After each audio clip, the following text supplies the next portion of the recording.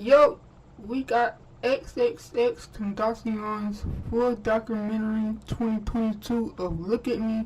It is here on YouTube and it's like an hour, almost 2 hours long. So we're going to be doing this in parts. So we're going to have like part 1, part 2, part 3, whatever, how many parts there is. I think this would be interesting because I watched the Hulu documentary and it was pretty good. So we're about to watch this one. If you guys like me watching documentaries, y'all let me know down in the comment section below. And let's get it.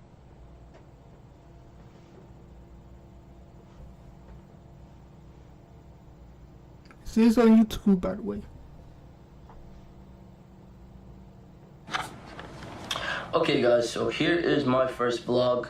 Today I am basically going to tell you guys about myself because I've never really let you in much and I feel like that's the best thing to do right now to ideally strengthen the bond. So here's my room. Here's Stitch. This is my favorite Disney character ever. He's very also relatable. my favorite Disney character, Stitch. Okay. So today I am basically going to be telling you guys about myself. Age of 19. Currently, I'm in a huge state of paranoia, just due to my past and just the things and the people I've associated myself with previously. I've tried to put myself in a position to ideally be able to motivate others to, for myself to suffice when it comes to this negative shit, because, like, bro, this shit, it's like trying to consume me. It's almost like it's trying to get inside of my mind, you know? Mm-hmm. I apologize for being so distant. I've been paranoid, I've been needing help, and I haven't been getting the ideal help I really want. That's sad, bro.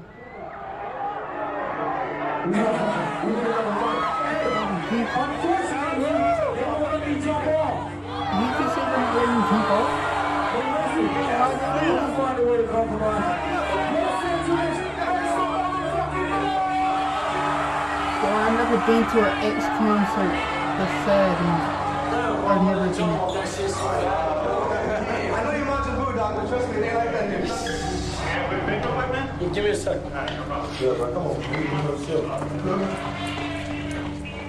He was moving like he was on a mission. Bro, this was also in the movies. I remember being at these shows and watching how much he controlled the stage, watch how commanding his voice, his actions were. Like, he was a natural leader. I'm gonna count down to 3. And when I say, y'all motherfuckers drop. 1, 2, 3. Hey, my life is your mess. Hey, can't keep my dick in my pants. My bitch don't love me no more. Hey, she kicked me out of life, bro. I always felt like people use the term rapper to describe him mostly because he was black. But he was never a rapper. He could rap, but I don't think that means you're a rapper. See, here's the thing. X, bro, he was more than just a rapper, bro. This man can do rock, he can do pop, he could do anything, bro. And it's like sad that we never got to see like the full transformation of what his next step was going to be in music, because he got taken away from us so early and so like short, bro. He was only in the game for 2 years and he did all this in a matter of 2 years. Crazy. Okay, she keep calling every single night. And I don't want to get around. He was doing so many different things with rock and R&B and hip hop. And I'm like, yo, how did the kid that made this? Don't give up, don't give up, don't give up, don't give up. He figured out a way to create X. And he found ways to get attention to himself. And even though it was negative things, it worked. For him to do all the things that he's done in 2 years was incredible. You know, that's the main reason why we're all so hurt. Everybody was so excited to see this next step in the transformation that we never got to see. I just said that, bro. It's sad. The rapper Xxxtentacion has shot, apparently. Xxxtentacion, a rising star here in South Florida. Police say the artist, whose real name is Xxxtentacion, was leaving a Broward County motorcycle shop yesterday when he was shot by two men who ran up to his car. And everybody was recording and not trying to help him. And then posted the body online, bro. Like, what was the point of you posting somebody that's like unresponsive and you posting that online for everybody to see? Did they even get charged for that? I don't even think they got charged for that. The deep connection that his fans have with his music, that's a fact. That's a real thing. His music obviously means so much to so many. X's music saved my life. For 3 years, this dude helped me get through depression and a bunch of stuff, man. Long live X! Long live X! Long live X! But the thing about his fame and commercial success, it started with this horrific alleged crime. 15-year-olds will in some ways idolize him, and he was an incredible talent. He should not be anyone's idol. Show some respect and leave it alone. You know, not make a mockery of a man's life and death.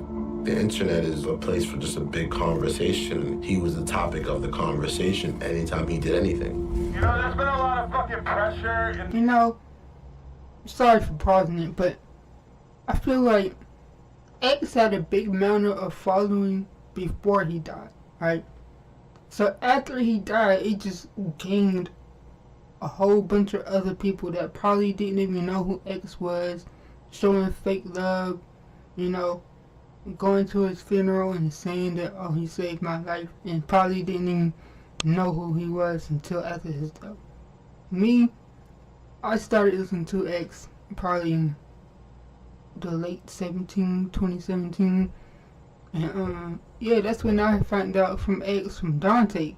Like, if I wasn't watching Dante, I probably wouldn't have known. Well, I probably would have stumbled upon them, but I probably wouldn't have, like, deep down into his music if I wasn't watching Dante. So, shout out to Dante for that. The media and shit to not fuck with this dude. And I also just want to say, fuck anybody who's disrespected him after his death. I do think he was changing. It's just that he left behind the things that hurt others and himself. We just knew violence sells, and it's a type of energy that we're tapping into to sell shit, you know what I mean? And that's basically what we used it as.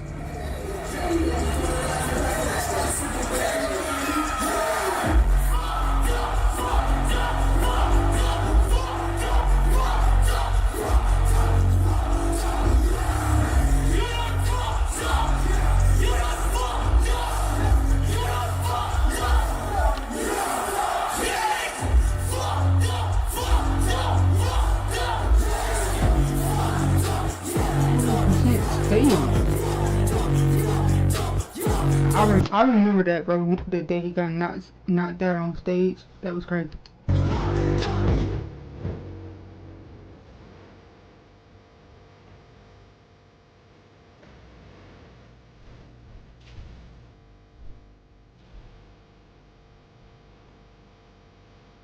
Y'all niggas mad I'm successful? Suck my dick! This is basically the documentary, because all of this was in the documentary of who. So, like, did they just take a part of this video and just put it in the documentary?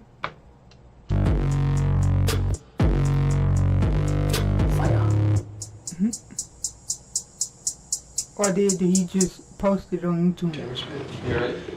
Yeah. No one's watching. You got me nice lighting, so I can look pretty. I said so I can look pretty.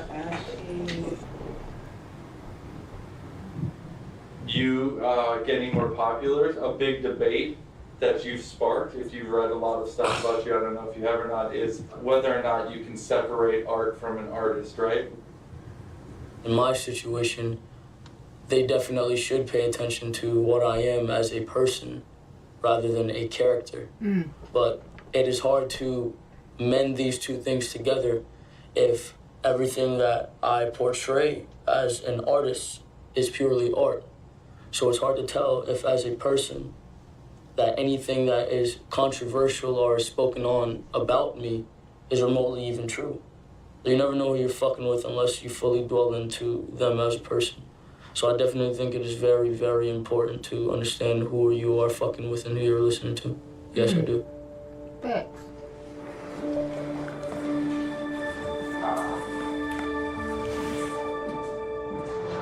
So, why did you decide to make this documentary? I decided to make this documentary because I felt like my son's story needed to be told.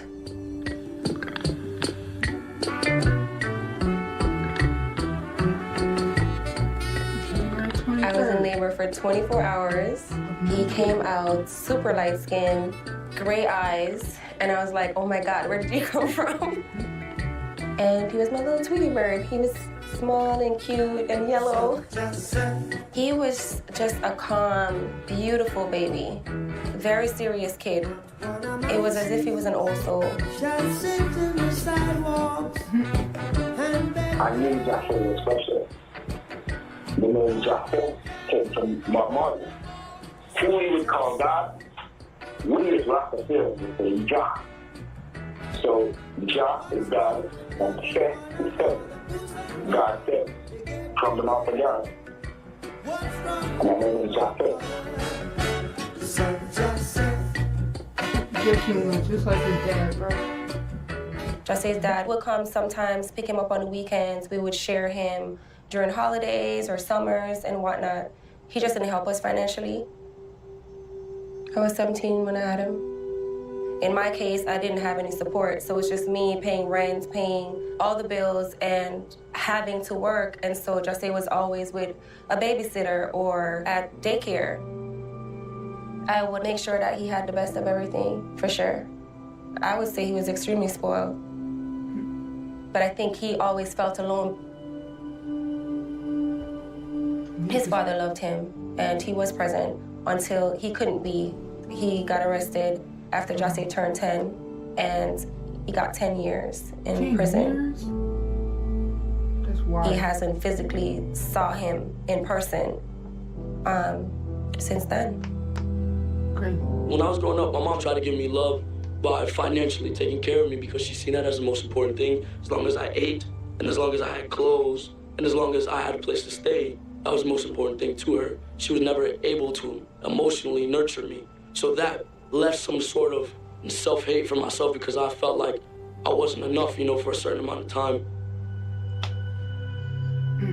There was like a shift in his behavior, a shift in his personality. At the age of 10, he just started wilding out. He would act up in schools, class disruption, fights a lot. I stayed on him 24/7 and we would bump heads and we did not get along. When he was 13, we got him evaluated and they told me that he was bipolar. They wanted me to put him on medication and I refused because where I'm from, we don't label kids. And I don't really believe in, dosing kids up with drugs or anything like that. I would prefer going through counseling and trying to get to the root of the problem, and we did that. At least she's not one of the moms who would do that, bro. Because some moms, if they say you got something, they're literally just put you on meds and call it a day. Like, they won't take you to counseling, like she said. They won't try to help. They would just tell them what the doctors say and say, oh, the doctor said you gotta be on this for the rest of your life, so that's it. They won't try to get help or nothing. It just got really, really bad. He was able to get kicked out of every school in our district, which is why he ended up living with my mom.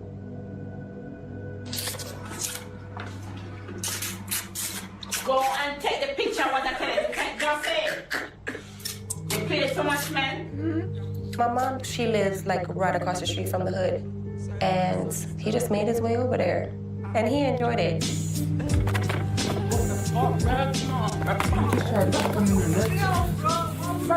started skipping school. At the time, he would always say, I want to be a rapper. And so, as an incentive, I offered to, you don't have to get straight A's. just stay in school, don't get in any problems, and I would have him go to the studio on the weekends. He's showing signs of corruption. It went from something to nothing. He put his hands on his mother, and now he's fucking his cousin. Now she's happy. I remember him making his like first song at like 14, and we were like, yo, like we didn't expect that at all. It was like almost like he was telling a whole story. That was like the first time we heard him like curse too. It was very inappropriate, but I was like, all right, you got something. All my life I dream these things. Seems surreal that I see these things. Until I D-I-E. All you niggas just P-I-E. Man, you can't sleep on me. Okay, y'all didn't know what that song I kept is up my end of the bargain until it didn't work anymore. He was caught up in a few home invasions. He was caught selling drugs. He was caught with a gun. He had all types of charges.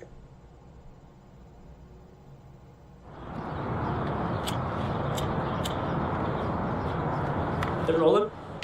Yeah, I'm just gonna roll. Alright. Hi, my name is XXX. My name is Ski Mask, the Slump. God, I have a skinny dick. I don't know what you're talking about.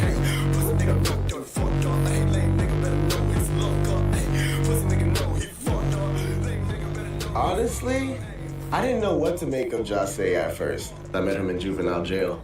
I was at least 16. I think he was younger than me at the time. He told me his charges, and I was like, this nigga's in here for armed robbery? For home invasions? I'm like, okay. What really connected us was we would be beatbox, like making beats on the table, on the chairs and shit, and we would just be freestyling.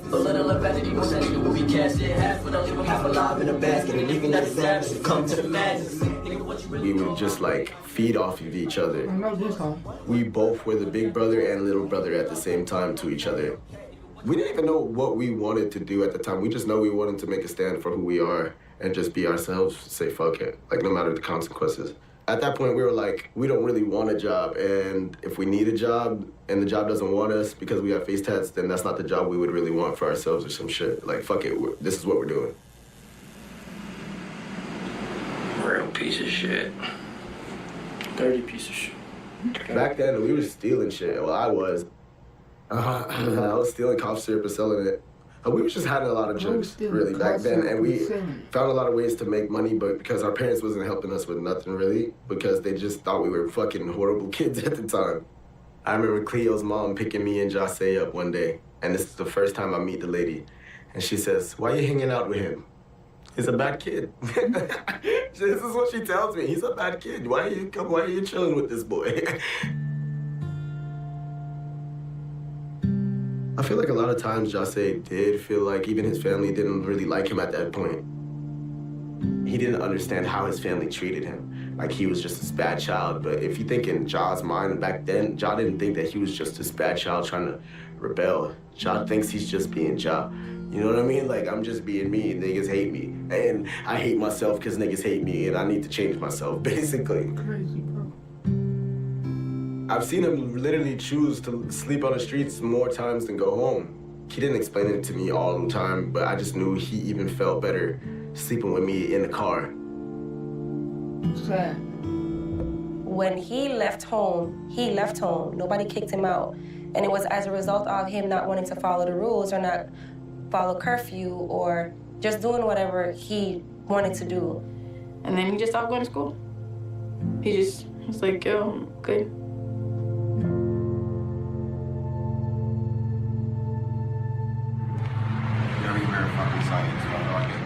I don't even know why we wanted a group at the time, but I was like, nah, we gotta make a group of some kind. And I was like, very rare.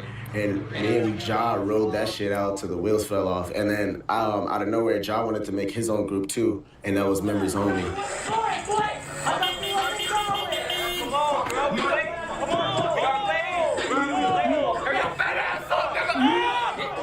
Ja used to always be like, I'm about to start this shit called members only, bro. There was really no like planned creation. It was kind of just like a... So, I know who this is. Trunks. I don't know who these two are. Y'all gotta let me know in the comments. Manifestation type of thing for him, you know? And it was kind of like brotherhood. Mostly everybody would come to my house. We had a backyard. We would just sit back there and smoke and write lyrics and listen to Mad Instrumentals, Slapbox. Ja ordered a Snowball microphone, like one of the cheapest microphones you could get, and we just started recording on it.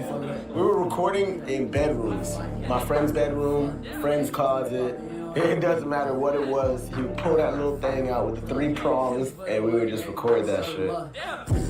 And that's why our music came with distortion, because the type of mic that we were using, but we would use it to our advantage, really. It was like the SoundCloud era of rap. We didn't know what we was doing. People loved the first song that Ja dropped on his SoundCloud. It was Vice City. Yeah, I know what Vice City is.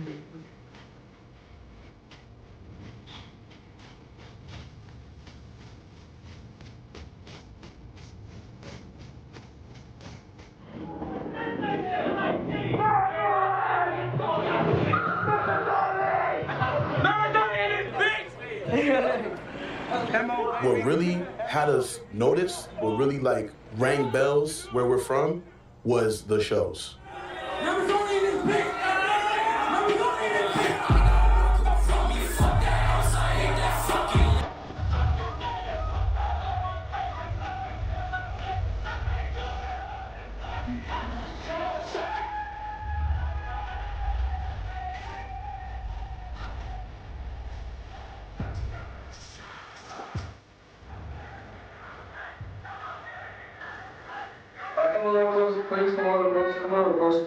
Ja always had this aura about him that he was not gonna let us not be accepted. Not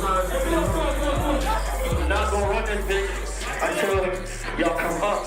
We would pull up 60, 70 deep, and we're gonna grab everybody else off them walls. So he always had a huge crowd of people around him, and then everybody looking at it like, what the fuck is this, or who is he? No, real shit. I appreciate all y'all for coming out here. Even if you didn't come out here for me, for all the support, all y'all, man. He had a way of making people feel wanted, needed, important, and that's what would gravitate them towards him. He was so comfortable showing his vulnerability. It kind of made kids relate to him.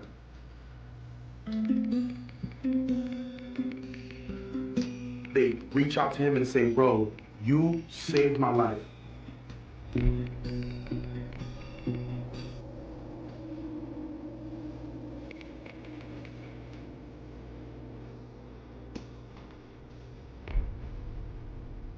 Awesome, man. The more I got into that creative process and really being imaginative and really thoroughly like studying the dictionary and source, and I really started liking making music. And I started using it to kind of cope, and that's an antidepressant. I found a new comfortability within myself when I recorded music.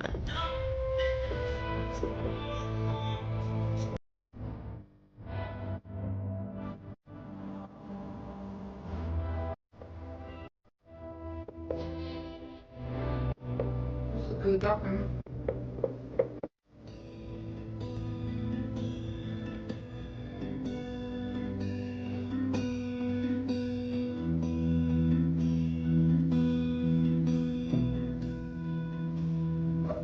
Let's see if this shit work. I think this connection bad. Alright, it's working, I guess. Hi, you guys. Let's wait till we get more people. Damn, bro, it's already 100. Jesus Christ. Already 200? Jesus Christ. Alright, I fuck with y'all. Y'all out here going hard. I left my DMs open. That's what nobody realizes. My DMs are open so people can talk to me. Because I really like to talk to my friends. I don't like to just be an ignorant asshole and act like nobody's there, you know? That's why when I get depressed, I realize that I have you guys, and it motivates me to be a different person. It motivates me to not be so fucking down, you know? Like, look at this. We've had over 1,000 people in here, and like I'm just one person, you know. So to have that many people supporting me, you not know how awesome that feels. That's fucking awesome. So I want to stop it right here at age 17, and I will probably post another part tomorrow. I'm gonna post this today because I got work in a couple of hours, literally at 10 o'clock in the morning. But I'm gonna post this today. And I hope you guys like my reaction to this, and you want to see more. Y'all just let me know down in the comment section below. This is your boy Skybreezy, and I'll catch y'all in the second part.